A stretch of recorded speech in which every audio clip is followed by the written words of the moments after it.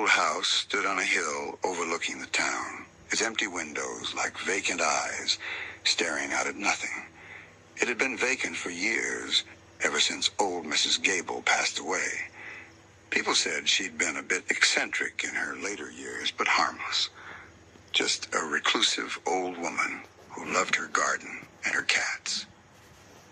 One crisp autumn evening, a group of teenagers dared each other to spend a night in the house. Liam, always the skeptic, scoffed at their ghost stories. "It's just an old house," he'd said, "full of dust and cobwebs, nothing more." They snuck in through a loose back window, their flashlights cutting swathes through the gloom. The air inside was heavy with the scent of decay and something else, something vaguely floral like dried potpourri. Dust motes danced in the flashlight beams as they explored the silent rooms. The living room was a jumble of shrouded furniture, looking like ghostly figures frozen in time. In the kitchen, rusty pots still hung on a pegboard, and a single cracked teacup sat on the counter, as if Mrs. Gable had just stepped away for a moment. It was in the upstairs bedroom, though, that the first shiver of unease ran down Liam's spine. The room was surprisingly tidy. A four-poster bed, neatly made, dominated the center. On the bedside table, a half-finished crossword puzzle lay next to a pair of spectacles. It was all so normal. Too normal for a house that had been empty for a decade. "Look," whispered Sarah, pointing to a small, ornate music box on the dresser. Liam picked it up. It was heavy, made of dark wood with intricate carvings of vines and roses. He wound the key on the back, and a delicate, tinkling melody filled the quiet room. It was a lullaby, sweet and melancholic. As the music played, a faint scratching sound began, coming from somewhere within the walls. At first they dismissed it as rats or mice, common in old houses. But the scratching grew louder, more rhythmic, almost like tiny fingers tapping. "It's just the wind," Liam said, trying to sound confident. But his voice wavered slightly. They decided to set up their sleeping bags in the living room, reasoning that it was less creepy than the bedrooms. The scratching continued, a constant, irritating presence, sometimes moving from one wall to another. Then, a new sound joined it. A soft, almost imperceptible rustling, like silk sliding across a floor. Liam's flashlight beam swept across the room. Nothing. Just the shrouded furniture.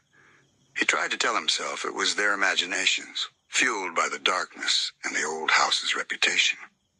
Around midnight, a chill permeated the house, a sudden drop in temperature that made their breath mist in the air.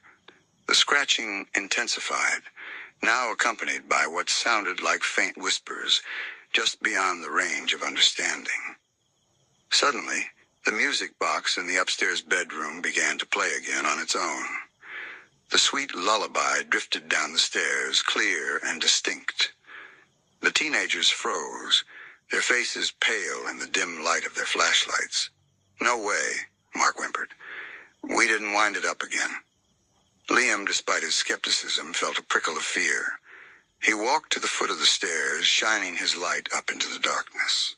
The lullaby continued, unwavering. He slowly ascended the creaking stairs, the others huddled together below. As he reached the landing, the music box stopped abruptly. Silence descended, thick and suffocating. Liam's flashlight beam swept into the bedroom.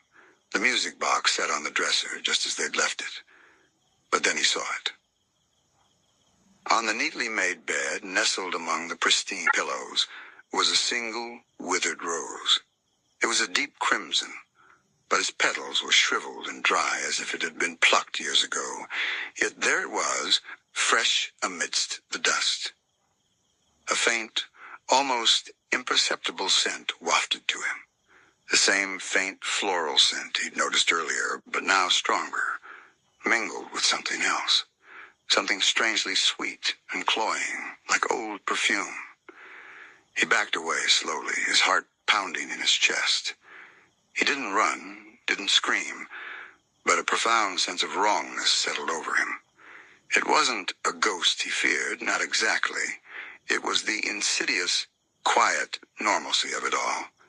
The half-finished crossword, the teacup, the neatly made bed, and now the inexplicably placed ancient rose.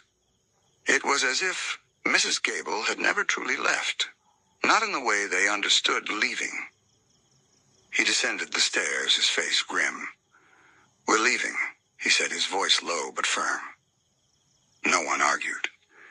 They scrambled out of the house the way they came in, not looking back. They never spoke of the rose or the music box or the scratching. But sometimes, when the wind howled just right, Liam swore he could still hear a faint, tinkling lullaby carried on the breeze, a haunting melody from a house that refused to be truly empty.